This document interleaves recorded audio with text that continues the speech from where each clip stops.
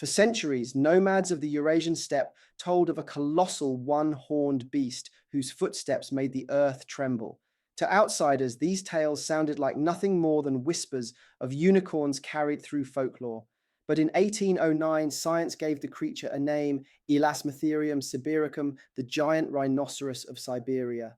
Fossil jaws and teeth revealed not fantasy, but the remains of a species utterly unlike any living rhino. Soon afterward, massive skulls emerged from the permafrost, bearing a mysterious thickened forehead, an uncanny pedestal seemingly made to bear a horn. At first, it seemed the legends had found their proof. Yet the more evidence surfaced, the more certainty dissolved into questions. What truly was this animal, something poised between memory and bone?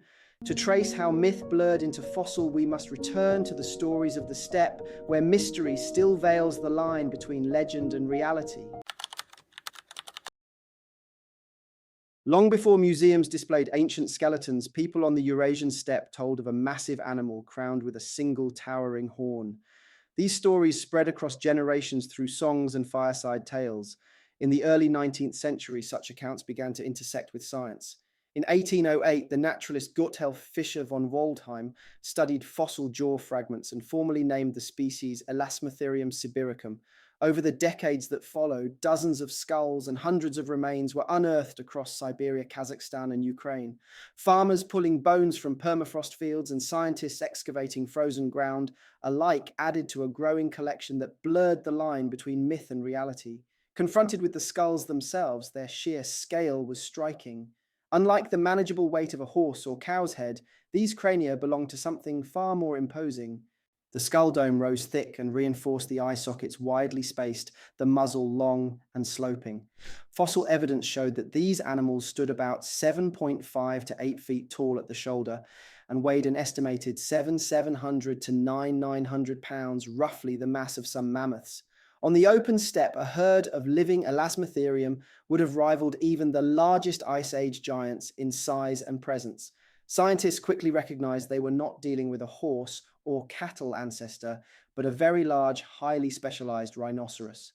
The scale of its skeleton suggested a grazer built for endurance, and its massive skull gave early researchers much to debate.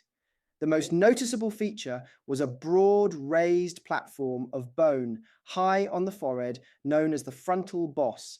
This surface showed heavy reinforcement and grooves that would have carried blood vessels. Those features implied it may once have supported a large keratinous structure, most naturally interpreted as a horn. This idea captured the imagination of the public and academics alike. 19th and 20th century reconstructions often depicted Elasmotherium with a horn over 3 feet long that swept forward like a pike. In illustrations, the great rhino resembled a unicorn pulled straight from nomadic legend, except grounded in bone and measurement.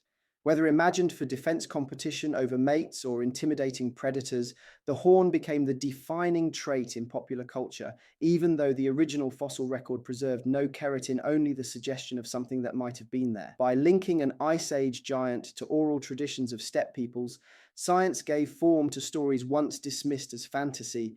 Here was an animal that lived recently enough for humans to encounter, yet massive enough to inspire enduring legend. Still, with only bones to study, the true nature of that forehead boss remained uncertain.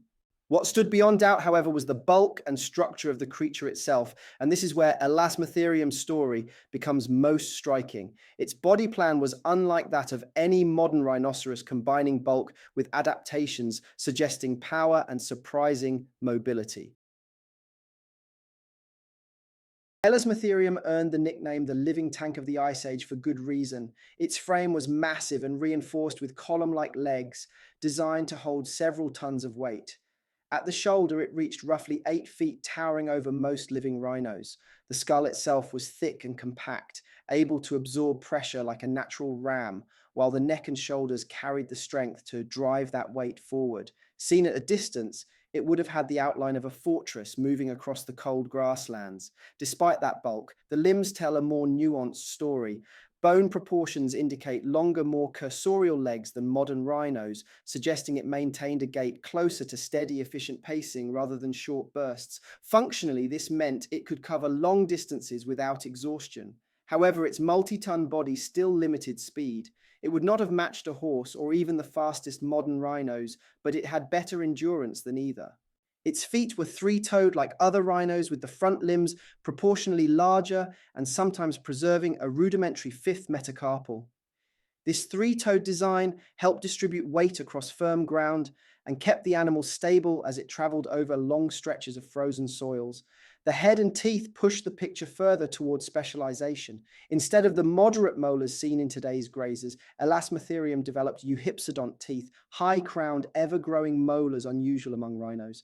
This extraordinary dental adaptation matched the demands of Ice Age grasses, which carried abrasive grit and wore down enamel at a punishing rate. By continuously growing, the teeth ensured the animal never lost its ability to grind food. Combined with a skull angled downward, keeping the muzzle low to the ground, the adaptations reveal a grazer that spent most of its waking hours processing tough, dry vegetation. Those teeth, plus the downward tilt of the head, show it fed almost exclusively on low, abrasive steppe grasses. Chemical traces preserved in fossils confirm this. Isotopic analysis of Elasmotherium bones shows a dietary signature consistent with grass not mixed feeding. Where other large herbivores balanced browsing and grazing, this rhinoceros locked itself almost entirely into one resource. In times when grass extended across Eurasia, the adaptation was beneficial. Few competitors could make the same efficient use of low-quality forage, so it could dominate wide ranges with little dietary overlap. This degree of specialization came at a cost. When climate cycles shifted and vegetation patterns changed, its reliance on abrasive grasses left few options. Where mammoths, bison, or other mixed feeders could adapt, Elasmotherium stood rigid in its habits. The same anatomy that made it one of the most formidable survivors of its age also tethered it to a fragile niche. That tension, immense strength coupled with dependence on a single strategy, frames the enduring mystery that follows. Because if this Ice Age giant really inspired stories of unicorns, one obvious question remains unanswered. The question that dominates when we look at Elasmotherium is simple. What sat on that massive forehead boss no keratin horn has ever been recovered, which is not surprising. Keratin rarely fossilizes, and rhinoceros horns today are made of the same protein fibers as fingernails or hair. What does survive is the skull, and here the evidence is both striking and inconclusive. The forehead shows a thickened dome of bone with grooves interpreted as vascular channels, and in some specimens the frontal boss measures nearly 3 feet around with a furrow over 5 inches deep. Such anatomy suggests strong tissue growth anchored in life, but it does not reveal its exact form. In older reconstructions, that absence was filled with imagination. Illustrators in the 19th and early 20th centuries commonly showed a great horn rising 3 feet forward, sometimes exaggerated to 5 feet. These versions gave Elasmotherium the proportions of a fabled unicorn, a beast spearing the wind with a lance of keratin. They caught the public imagination, but today researchers are far more cautious. While the skull dome is conspicuous, the bone beneath shows signs of fragility that raise questions about whether it could have supported such a towering structure without stress fractures. A 2021 study went so far as to argue the boss may have been better suited to carry a smaller, sturdier horn, or perhaps to serve as a resonating chamber that amplified sound rather than a great weapon. This leaves modern science balancing between possibilities. The short and stout horn hypothesis imagines a battering tool less spectacular but well suited to clashes between rivals or for display within herds. The resonant dome model points instead to communication, suggesting the swollen forehead may have deepened grunts or carried calls across the open steppe. Both explanations fit within the biology of large grazing mammals, where pressure to compete for mates and to stay coordinated in groups drives unusual anatomical structures. What is missing is direct material proof. With no keratin preserved, the debate must work only from bone shape and comparative anatomy, leaving open a wide space for interpretation. In that space, myth and science diverge. Myth magnifies the horn into a sky-piercing spear, while science scales it down to scenarios that living animals might actually sustain. Yet even scaled down, the structure retains meaning. Among modern rhinos, horns play roles in defense dominance and social signaling. If Elasmotherium did have a horn, even a small one, it could have served in similar contests. And if the dome resonated instead, that possibility hints at social behaviors no one had imagined at first, a lineage of giant grazers calling across Ice Age grasslands with amplified sound. The evidence does not settle the question, and perhaps it never will. What remains is the boss itself, an indelible feature that inspired reconstructions, fueled debate, and gave legends their most enduring detail.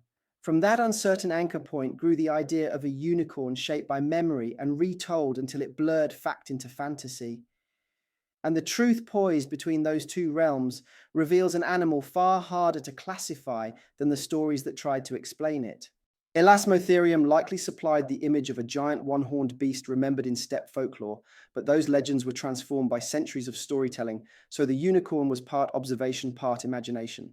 In reality, this Ice Age rhinoceros was shaped by tough grasses and survived until at least 39,000 years ago. Its extinction appears tied to late Pleistocene climate shifts that replaced vast grasslands with mosses, lichens, and patchier forage, leaving a hyper-specialized grazer unable to adapt. Myths can encode real encounters filtered through memory, and Elasmotherium may be one of those rare places where fossils and folklore meet. Paleontology grounds those fragments in evidence, turning stories into a deeper appreciation of vanished ecosystems. If you found this story interesting, comment with what surprised you most and consider subscribing for more explorations of prehistoric life.